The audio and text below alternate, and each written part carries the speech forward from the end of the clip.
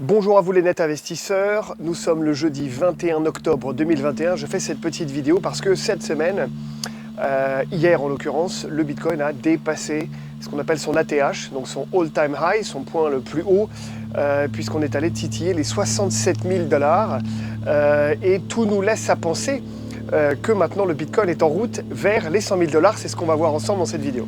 Alors qu'est-ce qui explique que le Bitcoin soit allé taper les 66 67 000 $ hier dans la journée? C'est une folie absolue sur le marché des cryptos, hein, c'est l'euphorie totale.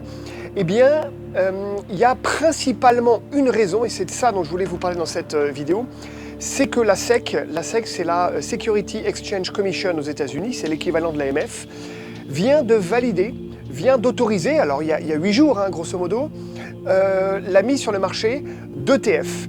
Je traduis ce que je suis en train de vous dire. Investir dans les crypto-monnaies, c'est investir dans la DeFi, c'est investir dans cet univers décentralisé, et donc hors des grandes institutions financières, hors des organes de contrôle, hors du circuit classique d'investissement à destination de monsieur et madame tout le monde aux États-Unis. Or, à partir du moment où je peux répliquer le cours d'une crypto-monnaie au travers d'un ETF, l'ETF est un tracker, c'est un produit financier qui réplique un indice ou une valeur, eh bien je peux à ce moment-là investir sur une classe d'actifs, en l'occurrence le Bitcoin, et je peux le faire dans le cadre de mon assurance vie, dans le cadre de mon compte titre. Alors ce sont des produits financiers un peu différents aux États-Unis, mais ça ouvre les portes de ce qu'on appelle le mass market. Ça ouvre les portes de la grande consommation, ça ouvre les portes de la constitution dans son portefeuille d'une part de crypto-monnaie au travers de cet ETF. Donc c'est absolument, d'abord c'est historique, mais c'est absolument fondamental pour poursuivre et augmenter encore davantage cette adoption qu'on attend sur cet univers des crypto-monnaies. Plus cet univers des crypto-monnaies va être rendu accessible au grand public, et bien plus, logiquement, le cours des principales cryptos, dont le Bitcoin et l'ETH, on a vu que l'Ether a beaucoup augmenté aussi cette semaine, et bien ça va pouvoir se développer. On a un autre chiffre qui est absolument fou, c'est la capitalisation globale, la capitalisation totale des crypto-monnaies. Grosso modo, il y a un mois, on était à 2,2 trilliards. En l'espace de 15 jours, on est passé à 2,6 trilliards. C'est-à-dire qu'on a été injecté dans l'univers des crypto-monnaies plus de 500 milliards de dollars en l'espace de 3 semaines. C'est absolument colossal. C'est fou hein, quand on y pense. Alors il vient d'où cet argent? Il vient, c'est toujours pareil, hein, c'est un transfert de flux. Donc il vient de notre univers centralisé, de la finance traditionnelle, de la finance bancarisée. On sort l'argent de ce système tel qu'on le connaît et on vient le mettre dans la DeFi, dans l'univers décentralisé des crypto-monnaies. Et donc tout ça a tendance globalement à porter le marché des crypto-monnaies. Mais vraiment, je voulais insister sur l'autorisation par la SEC de pouvoir émettre des ETF et donc de pouvoir les proposer au mass market américain, en l'occurrence à tout le monde, hein. Nous aussi en France on peut investir dans ces ETF Bitcoin. C'est le début d'une transition fantastique et incroyable entre ces deux mondes. C'est le point de jonction, c'est le point de rencontre entre ces deux mondes.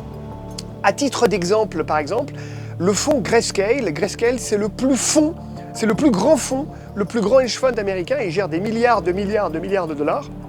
Eh bien, ils envisagent de convertir leur Bitcoin Trust en ETF. Qu'est-ce que ça veut dire? Ça veut dire qu'eux aussi, ils avaient un véhicule financier extrêmement fermé et peu accessible.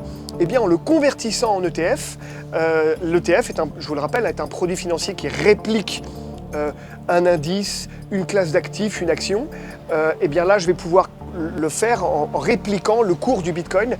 Ça va beaucoup porter, forcément ça va porter à la hausse, notamment le Bitcoin, hein, parce que beaucoup de ces ETF sont pour l'instant indexés sur le Bitcoin.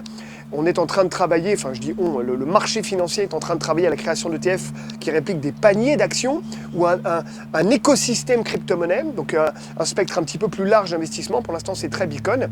Mais ce changement, cette révolution, cette décision absolument clé, eh bien, elle a comme conséquence la pousser vers le haut du prix du Bitcoin et donc par voie de conséquence de l'ensemble des altcoins, des autres crypto-monnaies, dont l'Ether, tout nous laisse maintenant à penser que cet objectif qu'on avait, cette échéance qu'on avait en fin d'année 2021 de voir un Bitcoin à plus de 100 000 $, maintenant paraît complètement réalisable, probable, et dans son sillon, l'Ether toujours qui suit son cours, qui est à plus de 4 000 $, 4 200 $ tout à l'heure quand je préparais cette vidéo, et on vise maintenant 6, 8, 10, 15 000 $. Je rappelle pour conclure cette vidéo que le grand shift, le grand virage que va prendre l'Ether, c'est la sortie de l'ETH 2.0, cette énorme évolution du protocole Ether, qui va le faire passer ce qu'on appelle un proof of stake vers un proof of work.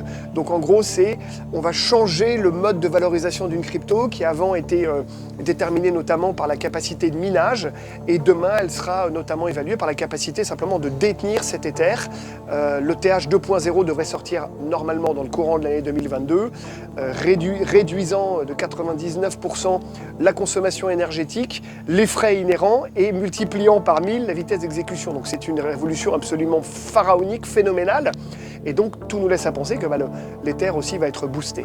Voilà, info du jour importante, la SEC vient de valider la possibilité de faire des ETF et donc de populariser, de rendre accessible aux Américains et au reste du monde évidemment, l'investissement dans le cadre d'une finance centralisée sur cette nouvelle classe d'actifs de crypto-monnaie. Je vous dis à très bientôt, je vous souhaite une bonne journée. N'oubliez pas de partager et de liker cette vidéo si elle vous a plu.